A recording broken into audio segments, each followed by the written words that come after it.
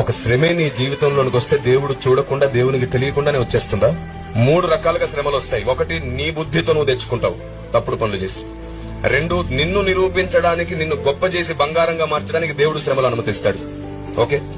3వది, నీ చుట్టుండే వారి వల్ల కూడా నీకు శ్రమలు వస్తాయి, బాధలు వస్తాయి. నువ్వు ఎంత బాగున్నా నీ చుట్టుండే నీ ఫ్యామిలీయో, బంధువులో, స్నేహితులు ఎవరి వల్లనే శ్రమలు వస్తాయి.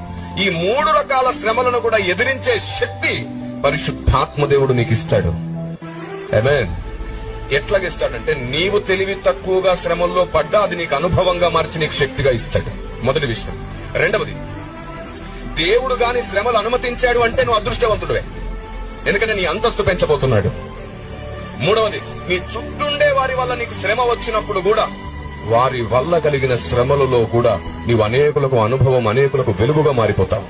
Praise the lord. అక్కడ నీ ప్రేమ పరీక్షించబడుతుంది, అక్కడ నీ ఓర్పు పరీక్షించబడుతుంది, అక్కడ నీ సహనం పరీక్షించబడుతుంది. మనం ఏం చేస్తాం తెలుసా? శ్రమ రాగానే తొలగించు ప్రభువా అని ప్రార్థిస్తాం. తప్పు ప్రార్థన.